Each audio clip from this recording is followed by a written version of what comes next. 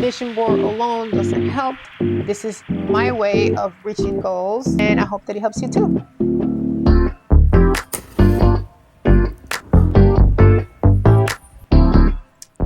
Hey loves, welcome back to my channel. Today I have something very different for you guys. Today I don't have a DIY or a tablescape or anything decor related. Today I just want to test whether vision boards really work.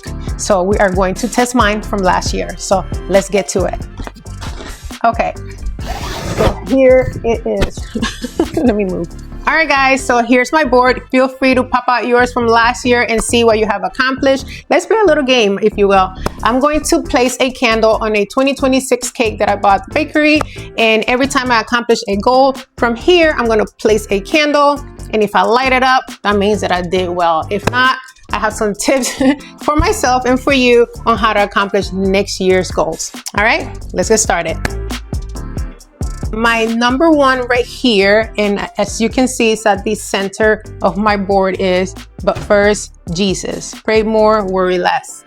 And I'm gonna say that I have accomplished that for sure. I have always been a believer and I have always loved God, but I have not always been consistent with Him. As you get older, you realize that you just can't do life without Him. So I decided that last year I was gonna take it serious and just, develop a closer relationship with God. Here I'm going to show you some ways on how I did that. So these two devotionals have helped me not feel lost when I'm reading the Bible because it is a lot. The Bible is a lot, and sometimes you don't know where to start. This one is He Whispers Your Name, and this one is 100 Days of Believing Bigger. Either one of them are very good ones, but this one I really, really love because it doesn't have a date. This one gives you day 1, day 2, day 3, so you can start any day, okay, of the year, because devotionals usually gives you one per day of the year, but this one doesn't have a specific date, and you can just start at whatever day. It talks about trust, and it talks about purpose, and it talks about all types of different things. I'm gonna link this down below so you guys can, if you're interested, you can purchase these. And then it gives you a scripture at the top and the writer's interpretation of that scripture. But then after I read this, which is very motivational, I go to the actual chapter that's on here and I'll read the whole chapter. So I like reading a chapter per day of the Bible.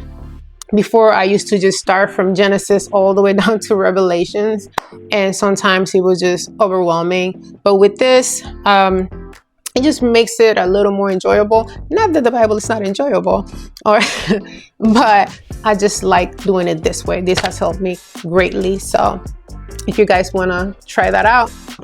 So I'm going to go ahead and place my candle for this one, getting closer to God and putting Him first, for sure. For the ones that I have not accomplished, I am going to write in my intentions jar, my 2026 intentions. I'm not doing a vision board for next year because I usually hide them behind my mirror or my closet somewhere and I forget about them. This year I want to kind of use this as decor somewhere where I can see it and just be mindful, like my candle says, of what I need to do for next year, because I'm going to be a little more intentional with my goals this year, not just pushing and praying, and of course God listens, but He wants you to put in the work. Here I'm going to place the goals that I have not accomplished from last year and new ones that I want to just place in here. So this is what this is for. And then I also bought a notebook. This is cute. I got this from Walmart. I want to write down, especially for the ones that I have not accomplished. Well, only for the ones that I have not accomplished. I want to write down what is it that I need to do. What's my game plan? Because it's not about just placing a picture and forgetting about your vision board. It's about, making a game plan so you can accomplish it. So this is what's going to go on here. Okay. And I will have this all on the screen so you guys can follow along if you want. If you want to be successful, do it. Okay. All right, so for my next goal, as you can see right here on top, which means it probably meant a lot to me, is that I am a successful influencer. With this, I actually accomplished midway through the year. I am back on YouTube, so I'm gonna take that as a win. Things are not the same. The viewership is not the same like it used to be back when I first started, because I did abandon my channel for 5 years. So I'm basically starting all over, but I am proud of myself for being able to come back, although it took me 6 months, but I did it. That's all that matters. My approach is different. My focus this time around is community. I really want to build a strong community that can come to me with any questions about decor or business or life, just anything in general. I just want to be your friend. That's it. So I'm gonna take that as a win. So let's get a candle for that one.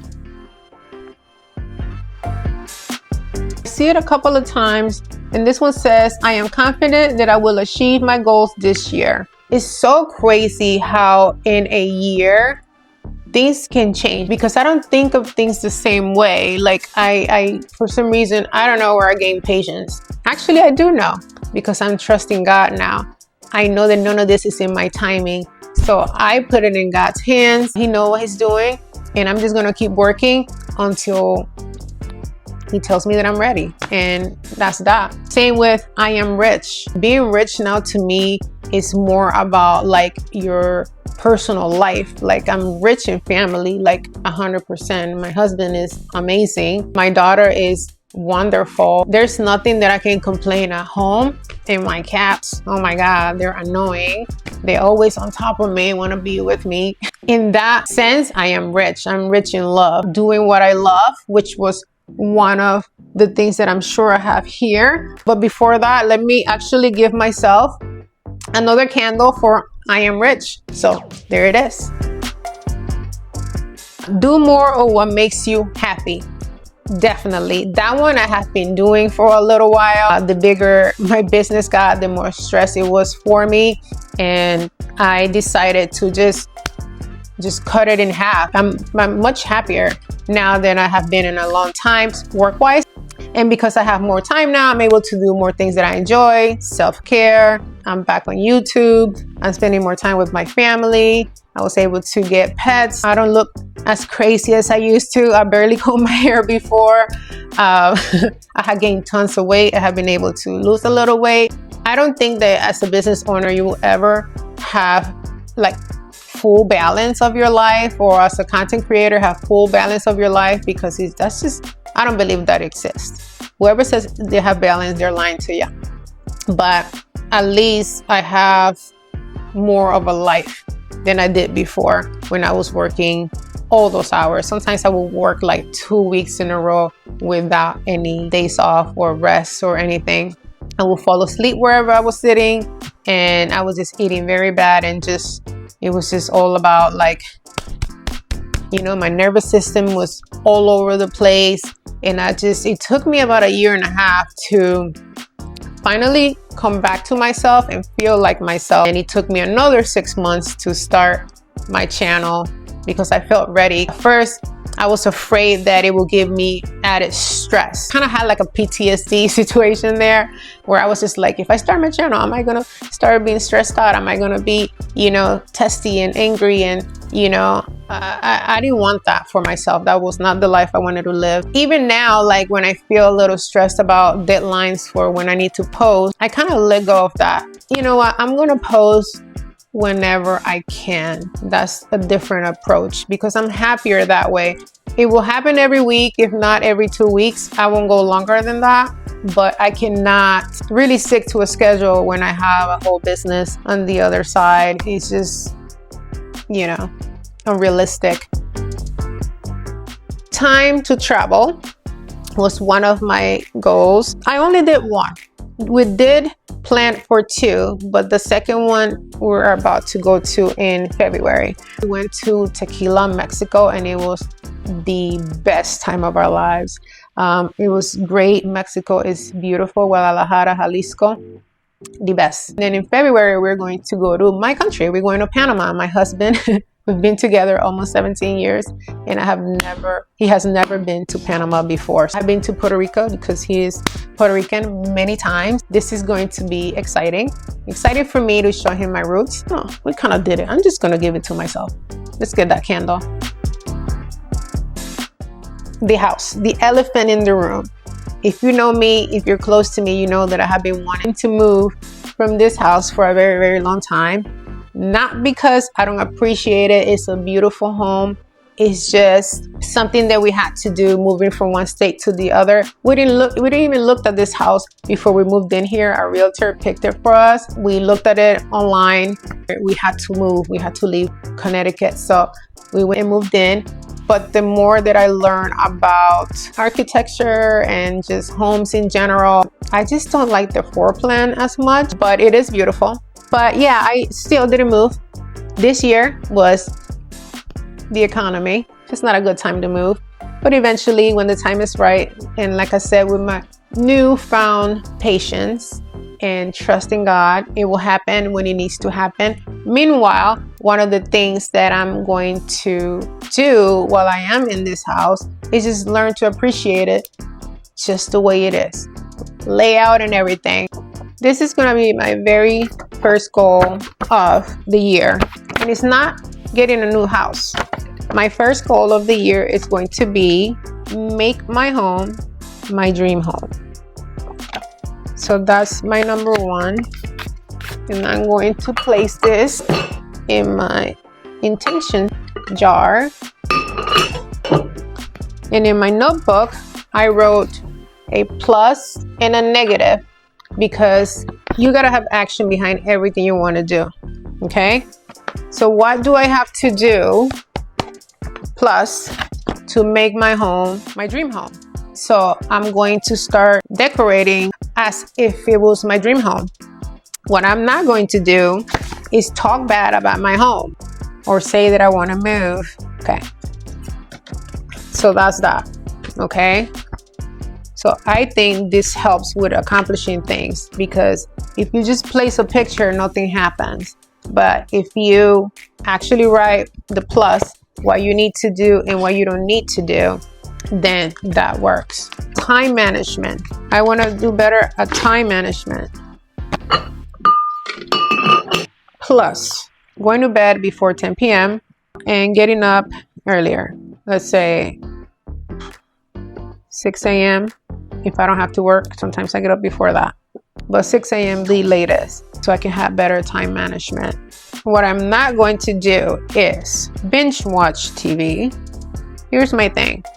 I turn on TV for background noise, but if I like something, I just want to binge watch it. And I'm not doing that this year. And you know what? And I usually do that like if there's like family over or something like that. I binge watch when people come visit, and I can't do that anymore. Okay, what else is something that's keeping me from my goals? Millionaire. Do I want to be a millionaire? Yes. Do I have to be? No. Another thing about manifesting or reaching your goals is that it has to be realistic to your brain. You cannot lie to your brain no matter how many times you repeat it over and over and over again. I got all of these from a magazine that is dedicated to vision boards. So these were the words that were there.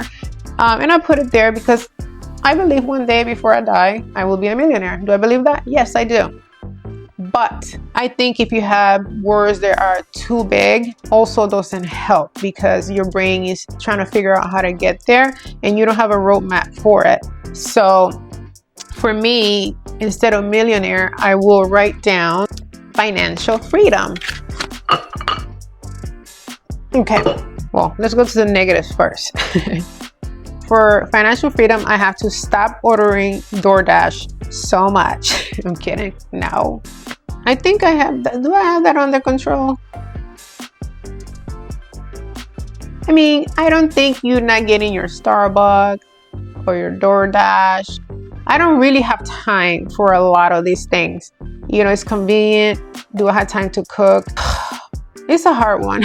Saving doesn't help with financial freedom. It helps with paying your bills. So what you want to do is invest more. I do invest, but I'm not investing to the max. So I need to invest more. So I guess, yes, ordering too much DoorDash and getting too much Starbucks is not gonna help with you investing. So you can put that money toward your investments. And yeah, So yeah, I'm gonna have to say no DoorDash, no Starbucks. Let's do half. Okay, I can't go cold turkey. Half DoorDash, half Starbucks. All right.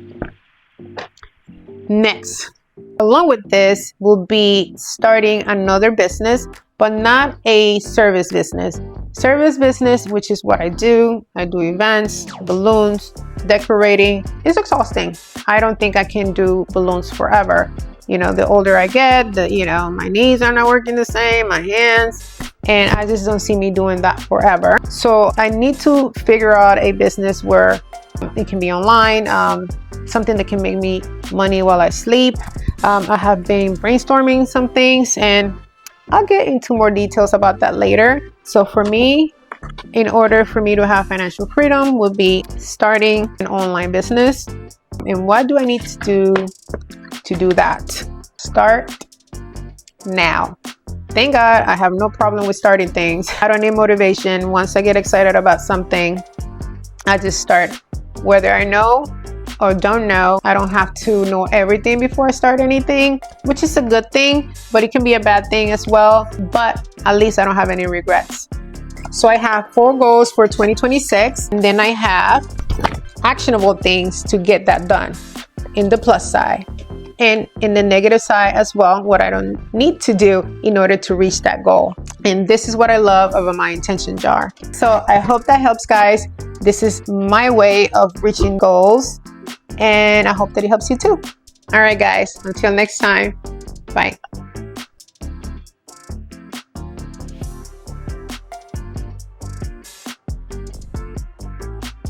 Ugh, my legs are killing me. Ugh.